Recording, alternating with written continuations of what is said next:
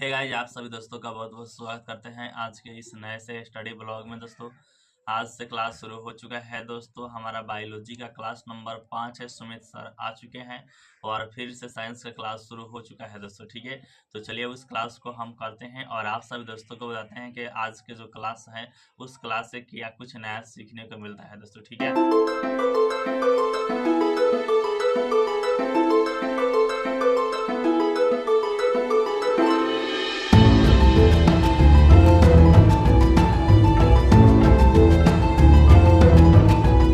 जैसा कि मैंने आप सभी दोस्तों को बताया था कि हम क्लास कर रहे थे क्लास नंबर 5 जो कि बायोलॉजी का था। सुमित सर पढ़ा रहे थे जी हाँ दोस्तों, तो वह क्लास हमारा कंप्लीट हो चुका है। अब बात करना है कि आज के क्लास से क्या कुछ नया सीखने को मिला है दोस्तों। ठीक है, तो आज की क्लास की शुरुआत हुई है कृत्रिम मधुरक से, यानी कि आर्टिफिशियल स्वीटनर से। आर्टिफिशियल स्वीटनर क्या होता है? तो यह चीनी की तुलना में 100 से लेकर 10,000 गुना अधिक मीठे हो सकते हैं और यह कृत्रिम है, इसे बनाया गया है दोस्तों। ठीक है, यह कार्बनिक यौगिक होते हैं। अगर अधिक मात्रा में आप इसका सेवन करेंगे तो आप सभी दोस्तों को मस्तिष्क में बीमारी हो सकता है दोस्तों, पाचन तंत्र खराब हो सकता है दोस्तों। ठीक है, अब बात कर लेते हैं कृत्रिम मधुरक को।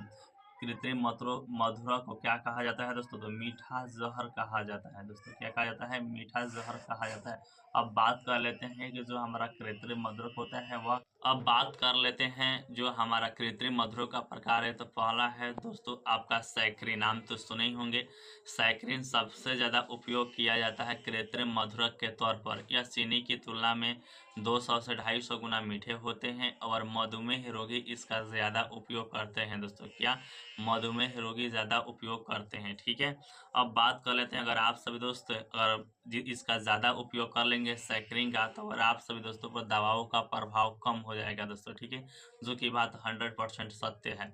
अब बात कर लेते हैं दूसरा प्रकार है सुक्रालोज। जी हाँ दोस्तों, सुक्रालोज यह मार्केट में सबसे ज़्यादा प्रचलित कोई आपका कृत्रिम मधुरक है, तो वह आपका सुक्रालोज है। यह चीनी की तुलना में 300 से 400 गुना अधिक मीठे होते हैं दोस्तों और यह सबसे ज़्यादा प्रचलित होते हैं दोस्तों। ठीक है, अब बात कर लेते हैं अगला है दोस्तों एस्पार्टेम। एस्पार्टेम यह दोस्तों चीनी की तुलना में 400 से 600 गुना अधिक मीठे होते हैं और इसका अगर आप सेवन करेंगे तो आपका पाचन और मस्तिष्क दोनों खराब हो सकता है। अब बात कर लेते हैं, एक और होता है नियोटेन, जो कि सबसे ज़्यादा हानिकारक होता है, क्योंकि यह जो नियोटेन है यह आपका चीनी की तुलना में 10,000 से लेकर 13,000 गुना अधिक मीठे होते हैं दोस्तों। ठीक है, अब बात कर लेते हैं, एक और होता है एसिसल्फेम की पोटेशियम। यह क्या होता है? यह भी एक कृत्रिम मधुरक है। इसका उपयोग करेंगे तो आपके लिए हानिकारक होगा और यह भी दोस्तों 400-600 गुना अधिक मीठे होते हैं। एक होता है दोस्तों एस्टाबिया रियोडियाना का पौधा। जी हाँ दोस्तों, ध्यान दीजिएगा, एस्टेबिया रियोडियाना का पौधा जो कि चीनी की तुलना में 200 से 250 गुना उसकी पत्तियां मीठी होती है दोस्तों, जो कि एक प्राकृतिक वो है दोस्तों। ठीक है, उसके बाद दोस्तों पढ़ाया हुआ है वसा। वसा क्या होता है? वसा एक रासायनिक रूप से कार्बन, हाइड्रोजन और ऑक्सीजन से मिलकर निर्मित यौगिक होता है, जिसमें हाइड्रोजन, ऑक्सीजन और आपका कार्बन की मात्रा होती है दोस्तों। ठीक है, अब बात कर लेते हैं वसा। वसा ऊर्जा का प्राथमिक स्रोत माना जाता है दोस्तों। अब बात कर लेते हैं कि आपका अगर हम फैटी अम्ल में ग्लिसरॉल को मिला देते हैं तब हमें प्राप्त होता है ट्राइग्लिसरॉल दोस्तों। ठीक है, ट्राइग्लिसराइड, ध्यान दीजिएगा, ट्राइग्लिसराइड जो हमारे साइड में, जी हाँ दोस्तों, हमारे शरीर के जो कमर पर जो चर्बी जमा हो जाता है वो होता है ट्राइग्लिसराइड दोस्तों। ठीक है, जब ट्राइग्लिसराइड ज़्यादा हो जाता है तो यह हमारे ब्लड में चला जाता है और घूमने लगता है, तब इसे कहा जाता है दोस्तों लिपोप्रोटीन। जी हाँ दोस्तों, लिपोप्रोटीन कहा जाता है। अब बात कर लेते हैं वसा के प्रकार। तो वसा के 3 प्रकार होता है, एक होता है संतृप्त वसा, एक होता है असंतृप्त वसा, एक होता है दोस्तों परा संतृप्त वसा दोस्तों। ठीक है, जो कि हमारा ट्रांस फैट भी कहते हैं। अब बात कर लेते हैं हम अपना संतृप्त वसा या आपका सेचुरेटेड फैट का। तो यह दोस्तों सामान्य अवस्था में जो हमारा टेम्परेचर होता है 20 से 22, इस पर यह ठोस अवस्था में होता है और यह दोस्तों रासायनिक रूप में केवल सिंगल बॉन्ड में होता है दोस्तों। ठीक है, सिंगल बॉन्ड में ही यह आपका होता है। अब बात कर लेते हैं कि जो हमारे इसके एग्जाम्पल कौन कौन से हैं।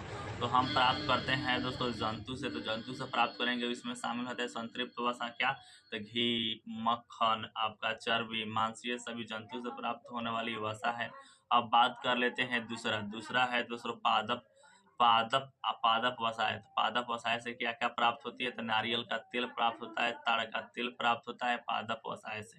अब बात करें तो अगर ज़्यादा मात्रा में हम अगर संतृप्त वसा का यूज़ करेंगे तो क्या होगा?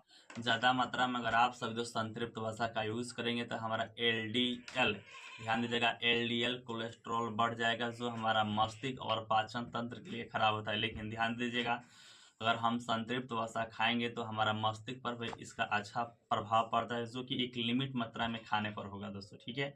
अब बात कर लेते हैं असंतृप्त वसा। तो असंतृप्त वसा जो सामान्य तापमान 20 से 22 डिग्री होता है, इस पर यह द्रव अवस्था में होता है। इसमें हाइड्रोजन की मात्रा की कमी पाई जाती है और इसकी संरचना कार्बन कार्बन के बीच सिंगल और डबल बॉन्ड दोनों हो सकता है दोस्तों, ठीक है। अब बात कर लेते हैं इसके एग्जाम्पल के। तो इसके एग्जाम्पल में शामिल होता है, अगर हम बात किया जाए पादप से, तो पादप से हमें प्राप्त होता है सरसों का तेल, सोयाबीन का तेल, जैतून का तेल या इस ETC जो प्राप्त होता है दोस्तों, ठीक है। अब बात कर लेते हैं जंतु से प्राप्त होने वाला असंतृप्त वसा। तो हमारा मछली का जो तेल हो गया, क्रूड ऑयल हो गया, जो हमारा टूना फिश ऑयल हो गया, यह सभी शामिल होते हैं जंतु से प्राप्त होने वाले असंतृप्त वसा में। अब बात कर लेते हैं जो हमारा असंतृप्त वसा है, अगर इसका हम ज़्यादा उपयोग करेंगे तो संतृप्त वसा की तुलना में थोड़ा या कम हानिकारक होते हैं दोस्तों, ठीक है। अब बात कर लेते हैं आयोडीन वैल्यू। आयोडीन वैल्यू क्या होता है? तो आयोडीन वैल्यू उस वैल्यू को कहते हैं जिस वैल्यू की मात्रा जितना अधिक होगा वह हवा हमारे लिए उतना अच्छा होगा दोस्तों। कहने का मतलब है कि कोई भी चीज़ खाइए तो आयोडीन वैल्यू का मार्क देखकर ही खाइए दोस्तों, ठीक है। तो इसीलिए इसे आयोडीन वैल्यू कहा जाता है। अब बात कर लेते हैं ट्रांस फैट। ट्रांस फैट क्या होता है? वनस्पति तेलों के साथ, जी हाँ दोस्तों, वनस्पति तेलों के साथ अगर हाइड्रोजन गैस को जोड़ दिया जाता है तो हमें वनस्पति घी प्राप्त होता है।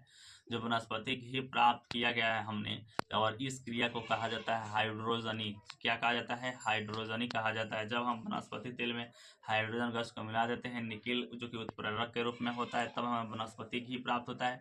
और वनस्पति घी जो बन गया, इसी को प्रक्रिया को हम लोग कहेंगे हाइड्रोजनीकरण। ट्रांस फैट तुलना रूप में अधिक ऊर्जा प्राप्त करते हैं दोस्तों, ठीक है, अधिक ऊर्जा देते हैं, ठीक है।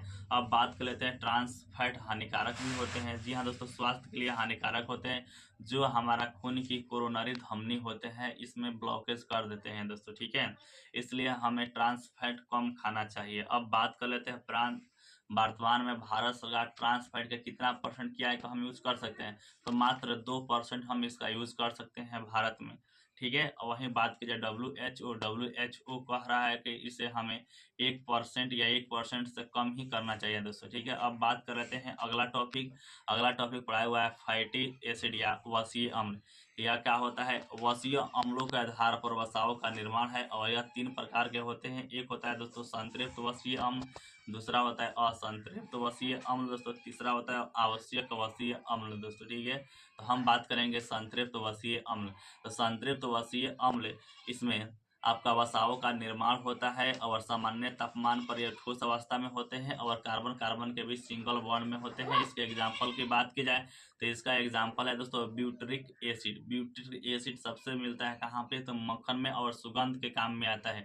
दूसरा एग्जाम्पल है दोस्तों कैपिलिक एसिड। तीसरा एग्जाम्पल है इसका पेलिमेटिक एसिड। चौथा इसका एग्जाम्पल है दोस्तों एस्टेरिक एसिड दोस्तों, ठीक है। और यह विभिन्न प्रकार के जो भी हमारा विभिन्न प्रकार सौंदर्य प्रसाधन का यूज होता है, सब इसी से बनाया जाता है, संतृप्त वसीय अम्ल से। अब बात कर लेते हैं असंतृप्त वसीय अम्ल। यह सामान्य तापमान पर द्रव अवस्था में होती है। कार्बन कार्बन के बीच सिंगल और डबल बॉन्ड दोनों हो सकता है दोस्तों। इसके एग्जाम्पल की बात करें पॉमीटोलिक है और दूसरा एग्जाम्पल है ओलिक अम्ल है दोस्तों, ठीक है। तीसरा जो कि है आवश्यक वसीय अम्ल। यह दोस्तों आज के क्लास में पढ़ाई नहीं हुआ है। आज का क्लास यहीं पर समाप्त होता है। मिलते हैं नेक्स्ट वीडियो में, तब तक के लिए थैंक यू, मस्ट वेलकम।